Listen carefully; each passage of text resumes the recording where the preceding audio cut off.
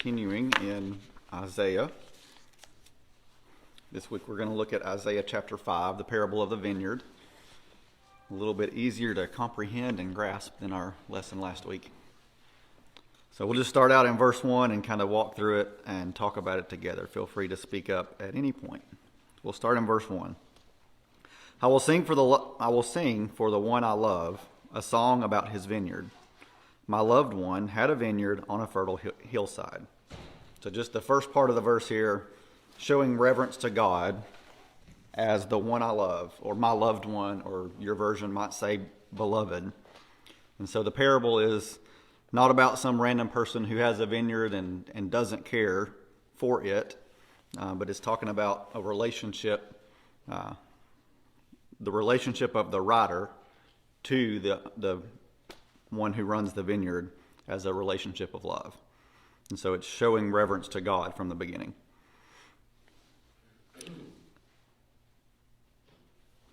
So my loved one had a vineyard on a fertile hillside.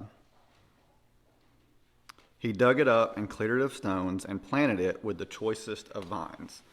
So right getting into this, it's very clear, I think, to me, hopefully to most of us, that this is talking about Israel. And so if you look at Judah, Isaiah was a prophet to Judah. Where did Judah sit? In what land? Was a fertile land. The land that was called what before they got there? The Promised Land, the land of milk and honey. In Numbers chapter 13, I'm going to go back there and we'll spend a little bit of time in Numbers. Sorry. It was originally in Israel. And we'll actually get to that point in a minute too. So Numbers chapter 13, starting in verse 27. And we'll kind of go back and forth to Numbers 13. They gave Moses this account.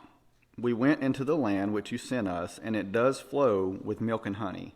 Here is its fruit. So when the Israelites, before they split up into two nations, when they went into the land that they inhabited, they went in and came back and reported it is a land of milk and honey. They brought back the fruits from the land, which were good fruits. And so the land where Judah sits is in a land of milk and honey. It's in a land that is a fertile hillside, as in the parable here.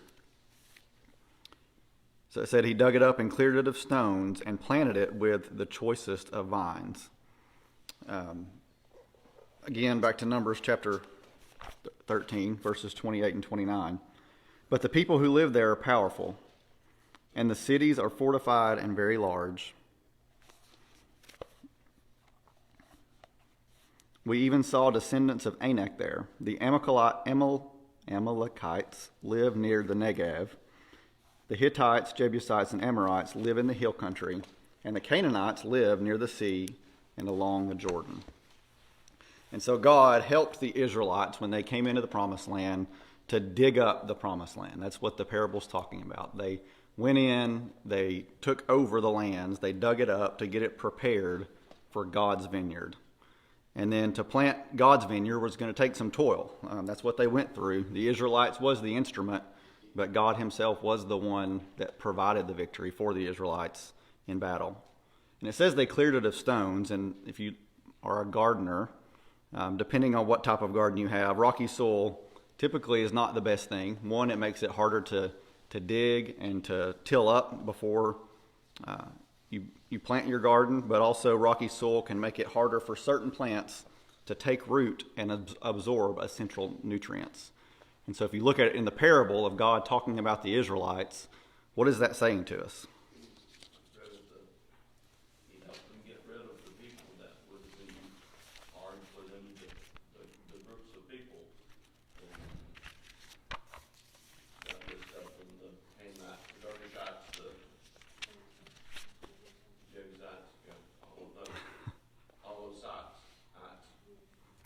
Yep, getting rid of the people that were there. The Israelites, when they took over the Promised Land, they were told to kill all the inhabitants. They were told not to leave anybody standing. And if you go back to that point about rocky soil, making it harder to take root and absorb the nutrients. The people that were living there, had they not completely destroyed them, would have made more temptation for them to fall into the sins of whatever their culture was and to fall into worshiping the gods that they worshiped. And I think oftentimes when we look at this and we think about the Israelites going into battle and destroying and killing everybody, I think a lot of times we think of it as gruesome. But I kind of go back and look at the times of the flood when the whole world was destroyed. We don't think of that quite as gruesome as we do Israelites going through and killing everybody. But what was the reason for that with the flood? Purification, right? Every thought was evil of every man. And so these people that God's having them destroy are people that essentially are unredeemable, just like the people before the flood, God considered unredeemable. And so he was wiping out and making room for his people and his land. Well, Moses, Abraham, when he gave the land to them, he said that it will be your descendants that will take this land because the sins of the Amorite have not reached the point ready for them to be destroyed. He was giving them time, and yet he knew that there was going to reach, they were not going to turn back. There was a point at which he would no longer allow them to be there anymore, just like Sodom and Gomorrah, that it was destroyed, and that they were supposed to destroy them. And it took those 400 years while they were in bondage in Egypt. He gave them that much time, and they just grew more wicked and more wicked. Right. And also, a point about the clearing of stones, on the physical side of that land has lots of stones, because if you read through the Bible, they had stones gathered up all the time so they could stone people. So those stones probably didn't go to waste when he took them out of his garden. He probably piled them up ready for the next stone. All right. You also look at Nashville. All the stones that they pulled out of the fields, they built walls and that's justice with them. Right. Where did they do that? Nashville. They did that in Jasper. Yeah. Corey, the problem that Israel faced in the future is they did not obey God when he told them to destroy all these people. He told them what would happen if they didn't, And it happened. That's right.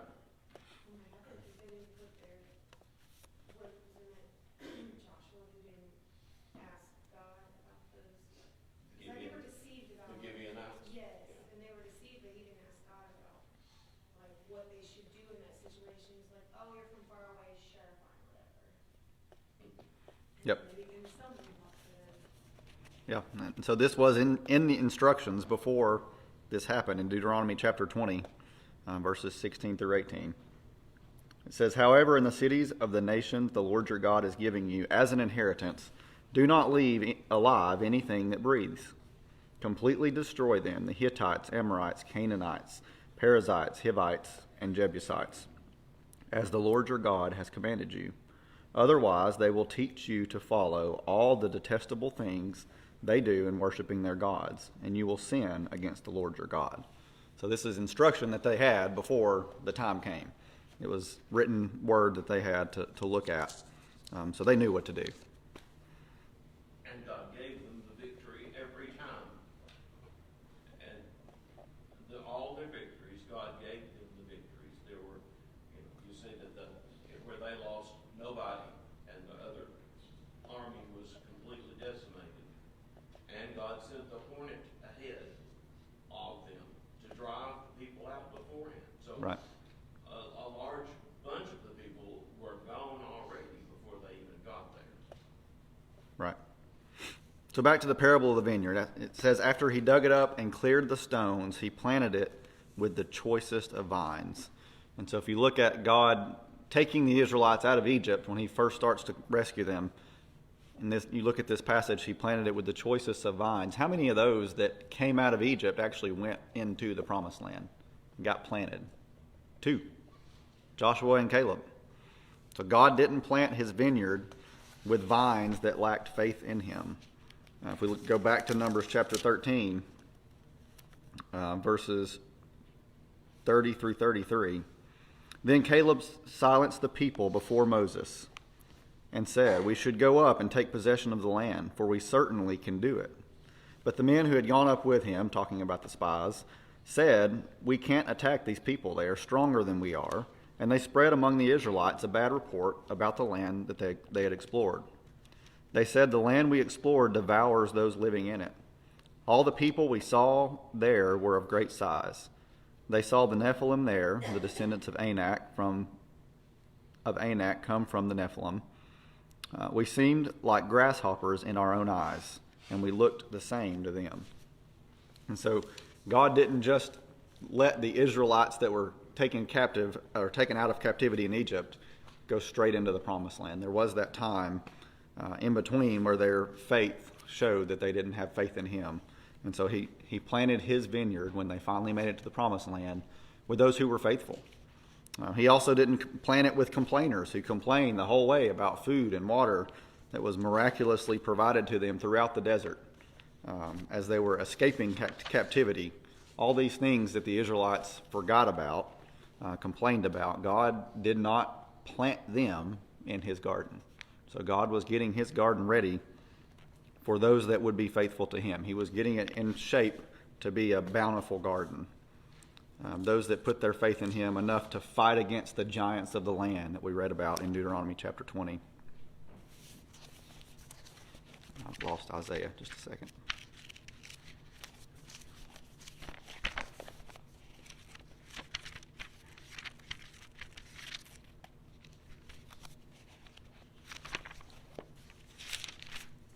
So in verse 2, let's go back and read verse 2. He dug it up and cleared it of stones and planted it with the choicest vines. He built a watchtower in it and cut out a winepress as well. And so it says that he built a watchtower. And what does a watchtower do? What's the purpose of the watchtower? Security. Protects. If it's a vineyard, it protects it from unwanted creatures of the land coming in. You can see them before they come. It protects it from any other peoples that might come in to take over. So the watchtower was all about protection. So God provided protection for the Israelites. Just like John was talking about it a minute ago, it wasn't the Israelites that had the power that defeated everybody in battle. If it were up to humans, you wouldn't ever have one army that comes in and takes over an entire land of people without anybody in the army dying. So that's all from God. God put up this wall around them to provide protection. It says he cut out a wine press. What does the wine press do? What's the purpose of the wine press in the parable or in real life? Real life is a place where they put their grapes and stomp on them until and it has a place that runs out into a vat so they can get the grape juice out. Yep. So it allows the fruit to be processed. It allows the grapes to be processed and processed into fine wines. And so God provided the instructions to the Israelites for them to be successful. He provided them everything that they needed to remain faithful to Yahweh. He provided them a land flowing with milk and honey. They had the instructions that they needed. They had everything they needed. He cleared out the armies, or at least told them to clear out the armies. That was in his instruction, so that they wouldn't fall into temptations from those around them. So God provided and cultivated the land, planted the choicest of vines. And so if an owner does that, if you cultivate a land, you pick out the perfect land, you cultivate it, build a wine press, plant the choicest of vines, what is it that the owner is going to expect? A good crop. So we read on at the end of verse 2. Then he looked for a crop of good grapes, but it yielded only bad fruit. And so here it talks about bad fruit, depending on the translation that you look at. It might say wild grapes, whatever it says. Bad grapes are what? They're not just not good, sour. Sometimes they might be poisonous or harmful, depending on how they were grown. Bitter. And so it's not just that they didn't produce any fruit. They didn't produce, it might have been better for them to be unfruitful and just produce no fruit than it would to produce fruit that was sour, bitter, whatever analogy we want to use there. So that's what happened to God's people. They were unfruitful. they weren't unfruitful in that yet they didn't forget about him. They remembered God, but they let all these other sinful ways come in and supplement their lifestyle. So they were living sinful lives. In verses 3 and 4. Now you dwellers in Jerusalem, or depending on your translation, it may say Israel, and men of Judah, judge between me and my vineyard. What more could have been done for my vineyard than I have done for it? When I looked for good grapes, why did it yield only bad? So God's asking the Israelites, being more direct here. He's saying, in case you didn't know, the parable's about you, the Israelites, and specifically, again, it mentions Judah, primarily because Isaiah is a prophet in Judah.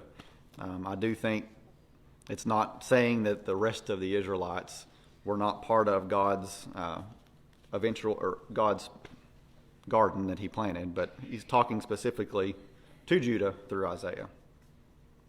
So he says he rescued them from captivity, he provided their basic needs in the desert, allowed their military to overcome and be successful in wiping out anybody that was in their way, gave them this land of milk and honey that produced all kinds of crops, literally, good crops for them to have and eat, and provided them with instructions on how to live a life that was pleasing to the one who provided all this to them. So he's saying, what more could be done? What else do you want from me as your God? So he goes on in verse 5. He says, now I will tell you what I'm going to do to my vineyard. I will take away its hedge, and it will be destroyed. I will break down its wall, and it will be trampled. So God has this vineyard that he's prepared, and it's now producing bad fruit, and he's saying that he's going to take away its hedge. He's going to tear down its walls. What does that mean that he's going to do? The hedges and the walls are there for protection. So he's going to take away the protection that those provide. The hedge around the Israelites, the wall, what was that actually? It was God. God himself. And back to the watchtower, God sent an angel, Michael, who was the angel of Israel.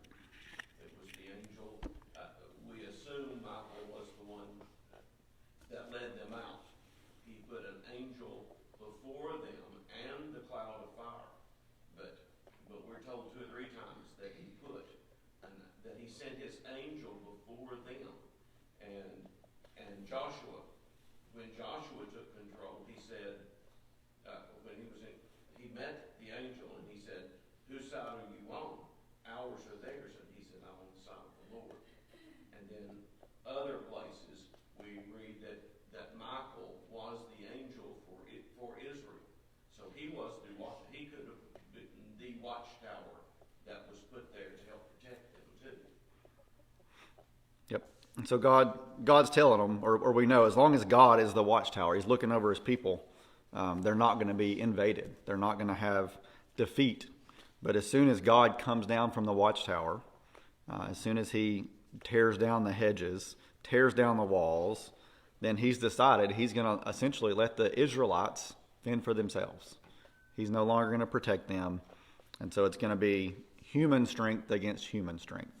All these people that they've already driven out of their lands and people that are wanting the land that they're in, God is not going to give them that protection going forward. So in verse 6, it says, I will make it a wasteland, neither pruned nor cultivated, and briars and thorns will grow there. I will command the clouds not to rain on it. And so God's telling them here, I'm going to take away everything that is making that land good for you. I'm going to take away everything that makes it a land of milk and honey and a land of good crops. Not only will it not be pruned, but it won't be cultivated. The conditions will not be desirable for the Israelites to live there anymore. And then going on in verse 7, the vineyard of the Lord Almighty is the house of Israel, and the men of Judah are the garden of his delight. And he looked for justice, but saw bloodshed, for righteousness, but heard cries of distress. So again here, he's pointing out, this is strictly about the Israelites. This parable is about God's people. It's about the situation that they've gotten themselves into. He's trying to explain to them in a way that he sees it in his mind how they've done him. And so this parable is just one way for him to do that.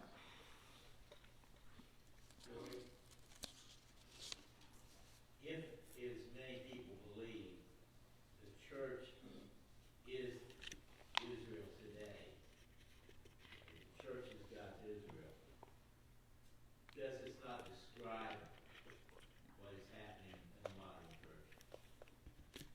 Very much so. Very much so.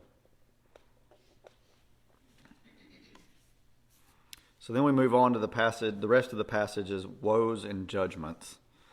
So it starts out in verse 8. Woe to you who add house to house and join field to field till no space is left and you live alone in the land. The Lord Almighty has declared in my hearing, surely the great houses will become desolate, the fine mansions left without occupants. So what's he saying here? Woe to who? The ones that are rich, the ones that are greedy, the ones that continue to want more and gain more, to the point to where he says they're going to live alone. The mansions are going to be empty. And then verses 11 and 12, woe to those who rise early in the morning to run after their drinks, who stay up late at night till they are inflamed with wine. They have harps and lyres at their banquets, tambourines and flutes and wine, but they have no regard for the deeds of the Lord, no respect for the work of his hands. Therefore my people will go into exile for the lack of understanding. Their men of rank will die of hunger, and their masses will be parched with thirst. Therefore the grave enlarges its appetite and opens its mouth without limit. Into it will descend their nobles and masses with all their brawlers and revelers. So man will be brought low, and mankind humbled. The eyes of the arrogant humbled, but the Lord Almighty will be exalted by his justice, and the holy God will show himself holy by his righteousness. The sheep will graze as in their own pasture. Lambs will feed among the ruins of the rich. And so the beginning of this is talking about woe to those who rise early in the morning for drink, who stay up late at night. It's essentially talking about partying. But in that time, God had laid out a time for feasts and for festivals and celebration. And so that wasn't that in and of itself that was the issue. It was the fact that they were doing it outside of the confines of what God had provided for them. So there were This kind of also, I think, mirrors the in the New Testament where he says, where the man had a huge harvest, and he said, I will build bigger barns, and then I will say to myself, take your ease, have a party, because I've done all this. And God said, this very night your life is going to be required of you at walk in. And these are kind of the people that have gotten rich and are partiers and all of this, that just have left God out of it entirely. They think it's theirs. And that's the primary point, is that they've left God out of it entirely. The festivals that God had prepared or given them or told them to partake in, they were all rooted in elements where the Israelites remembered Yahweh. So when they celebrated all of these festivals they had, they were celebrating, they were doing these things, but they were celebrating and recognizing God. And they're not just celebrating to celebrate. They're not taking off, as John pointed out, just to take off because of the things that they've done. If you look at the Feast of the Passover, they would sacrifice lambs to remember the Passover. And then they had 7 days following that where they didn't partake of leaven in preparing their meals, as a reminder of when they were in Egypt that they needed to be ready to leave whenever it was time for God to take them from Egypt. And so all of these things had meaning, and as they celebrated, they were doing these things that reminded them what God had done for his people in the past. So God provided the time of relief, the break from that day-to-day work of life beyond the Sabbath. There's the Sabbath where he commands them to take a break, and then they have these festivals that are kind of scattered throughout the year. But again, those are to be centered around him. He was to be glorified, and he was to receive thanks during all of these celebrations. And so the contrast here, and what he makes clear, is they're doing all this, but they're not recognizing me. So they're going out and partying and celebrating, and that's their way of life. They're living to party instead of celebrating the things that I've done for them. I will say this, one of the things that I thought about in this, one of my favorite things that this congregation does is the celebration of the new year. We come together, we go in there, and we have fun together. We play games, we do things. It's not a Bible study. We go have fun together. We celebrate the coming of the new year, and then we come in here and we sing praises to God as we ring in the new year. That's just one of those things that I thought about as I was preparing the lesson. All right, in verses 13 through 17. I've already read that, sorry. It said, man will be humbled, and in the end, God will be exalted. And I think that's something that applies to any time, any period from the beginning of time to the end of time. That man goes into this period of sin, and God brings an end to it, where man's going to be humbled, and God's going to be exalted. There's several places in I think later on in Isaiah also, but with Jeremiah and several other prophets, and it says the voice of the bridegroom, the bride and the bridegroom will no longer be heard in the city. The music will no longer be heard in the city, and talking about all of these type things that are going on in everyday life, that it's going to be silenced when this very thing happens here, when they're brought low. Right. And this specific prophecy, last week we looked at a prophecy that was a little more vague and hard to understand. This one's very clear what God's talking about in this parable, that he's talking specifically about that time. But it is one, I think, that can be used, that we've seen multiple times since then happen throughout the course of God's people, throughout the course of time. Corey, I want to point out something about the going away into captivity. I think this probably refers to Babylonian captivity. And it talks about the people will dwell in remember their sheep in the pastures of the rich. That's because Babylonians only took the elite to Babylon. They didn't take all of the people. They took the elite. At first, anyway. Yeah. And that's how we ended up eventually with the Samaritans, because the Syrians and Babylonians probably as well would bring in other captive people into the land. And that's the way they kept people subjugated. They took away their leadership. Right.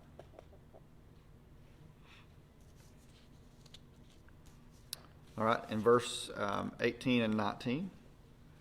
Woe to those who draw sin along with the cords of deceit, and wickedness as with cart ropes. To those who say, let God hurry, let him hasten his work so that we may see it. Let it approach. Let the plan of the Holy One of Israel come so we may know it. This is one that I just summarize as woe to the hypocrites.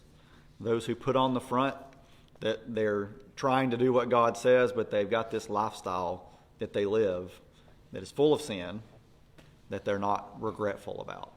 That's how I translate that. If anybody else has any comments, feel free to comment on that. And they're looking in their conceit. They believe that God's going to come and bless them more. They don't recognize that they had their own lying prophets that would tell them peace, peace when there is no peace.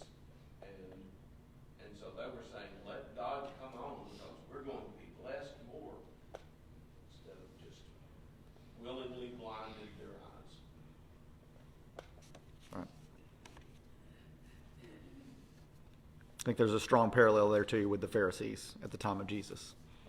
Oh, yes. All right, in verse 20.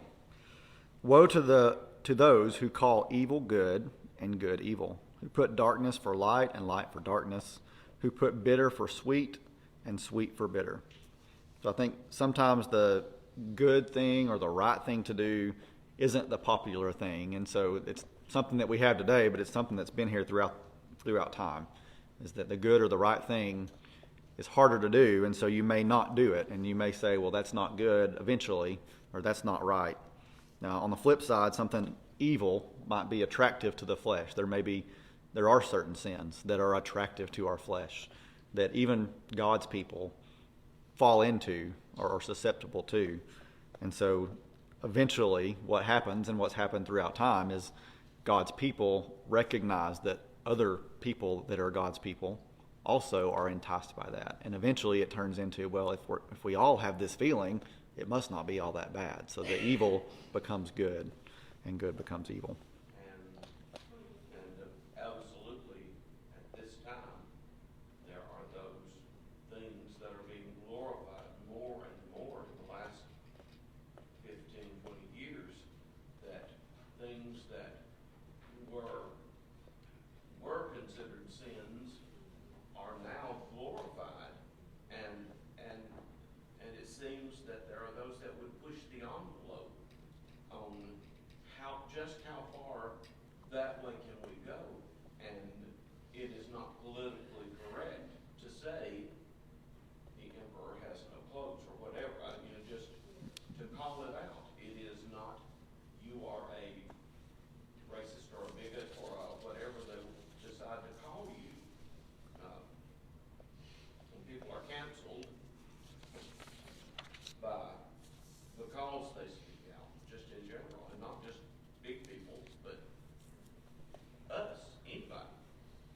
Well, it's the whole, if you tell me that what I'm doing is wrong, then you hate me concept, as opposed to, I don't hate you, I'm just trying to let you know that it's not the right thing to do. I mean, and I Disagree, right? Disagree, yeah. Like I take it to a big example and I tell, my girls, I'm like, it's basically like somebody goes and they tell everybody like, it's okay to murder because that's how I feel. And we're supposed to say, yes, please go continue murdering. Like, we know that's wrong. And nobody would ever sit there and say that that's okay. But we're doing it on a smaller scale that's becoming larger and larger as a society. Jody has a bumper sticker on her car that says, just because you're offended doesn't mean you're right. That's true. Yeah, and the point y'all are getting at is exactly where I was going next. This parable that is accompanied by the prophecies in Isaiah and around it, I think it eerily parallels to our country, specifically in the world that we live in today. But if you just look at the United States and just down to that, 250 years ago, men of God wanted freedom of worship, freedom of religion. They wanted freedom from taxation was the big thing they called it, essentially making themselves slaves to a government that they had no say in.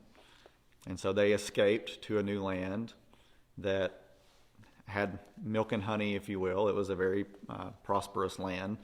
They won battles that they shouldn't have won. These old country boys in the country were beating the British Army, and then established a nation that was built on "In God We Trust." And so it was established as a Christian nation. What more, back to parallel in here, what more could we want as a country? To get our freedom, to be established, and to be able to come and worship God together without anybody having any say in what we do. America was without a doubt a land of milk and honey, cultivated, a watchtower around us. God was looking out for us. And then I think, or you look, it parallels just like with the Israelites. In less than 250 years, it does not take long for God's people to slowly let outside influence come in. And we're doing exactly what this talks about here. It talks about greed, that we're a greedy nation. We always want more. We always want the next thing.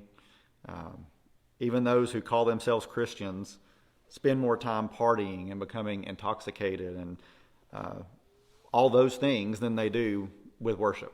And so it's not just that it's in our country, it's that we're partaking of it as Christians and we're allowing it to go on and spending more time doing that and not recognizing God.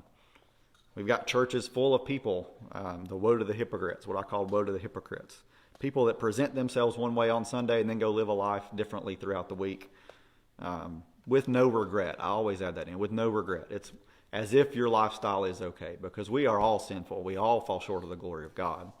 But it's that regret, that sense of what we're doing is wrong and wanting to repent. We're arrogant to the point that we've been talking about. We create laws even that go against what God's law says. We think just because of the technology that we've got and the knowledge that we've gained in the last 100, 200 years, that we're smarter than God. In the name of science, we claim that things about geology or biology are fact, when in fact they've not been proven by the scientific method that science itself uses. And never will be, because they're not true. Right. That's right.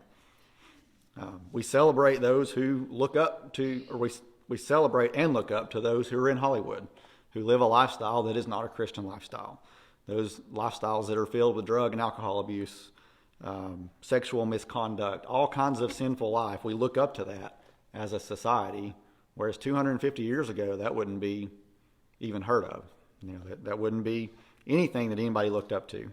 It takes time to slowly get to that point. There wouldn't be enough signs with the letter A, the scarlet letter, to go around these days. And so I think there's no reason for us to expect America to be any different than any other country or city of God's people throughout time that we read about in the Old Testament. Things come and they go. And so I think we can expect history to repeat itself. So the question for us is, how do we respond? What do we do with ourselves as the church, as Christ's church? And so the passage I want us to end with is in Matthew chapter 5, looking at the words of Jesus, verses 13 through 16. You are the salt of the earth, but if the salt loses its saltiness, how can it be made salty again? It is no longer good for anything except to be thrown out and trampled by men. You are the light of the world. A city on a hill cannot be hidden. Neither do people light a lamp and put it under a bowl. Instead, they put it on its stand, and it gives light to everyone in the house. In the same way, let your light shine before men, that they may see your good deeds and praise your Father in heaven. So I don't think as a country we've lost all saltiness. I think we've still got plenty of God-fearing people that are here. We're just outweighed by all the other flavors of things that are out there. Or at least the vocal part of it. I suspect it's a vocal minority by far when you actually get down to the demographics. But the vocal minority kind of seem to be wagging the dog. That's right. And back to let your light shine before men, because Christians in the past have not let their light shine. They've not stood up for things that are right. Slowly over time, Christians have accepted this or accepted that, and now it's become commonplace. And so for us today, I think the message is, don't put future generations of Christians in our country in a worse situation than we're in today. Stand up for what's right. Be a light to the world. I don't know if it's so much as accepted as we're like shamed into it and bullied into it, is almost because of how we're treated. And so some people just aren't strong enough to stand up and say, that's not okay for you to belittle me to make yourself feel better about what you are doing. There's so much of that, like just shame. We're shamed because we quote unquote don't accept that. And God has blessed us as a nation. I mean, all it takes is just a breath of His, and our sky turns to iron, and our land turns to iron, and the sky turns to brass, and there is no rain. That's all it takes, and the nation crumbles. I mean, Israel was once a promised land, and now it is a land of rocks. That's about all there is. But and climates change because of God's will. And I think He has placed us in a well-watered country, a land flowing with milk and honey. And I think maybe the only reason that judgment has not come to this nation is because that we are a generous people too. We help feed the world. We help medically with the world. We help try to bring stability and peace. So I think we do have those good qualities still that are happening, but it's just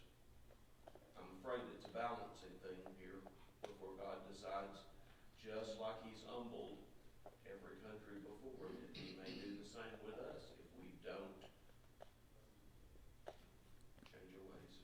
I think it's hard for us because we're in the middle of it too. Is look at the time frame between when he delivered them to the promised land and then what we're talking about now. It's not 250 years. 250 years is probably, they were probably in a similar situation to what we are, where there still were a majority or close to thereof of Christians or people that were following God at the time and faithful to Him. So we're in the middle of that, and it's hard for us to see where we're going. Or in Psalms verse 11, or chapter 11, verse 3 says, "Its foundations are destroyed, what can the righteous do?" And the obvious answer is that the righteous can go on being righteous. That's all we can do. That's right. All right, we've gone over. Anything else before we close?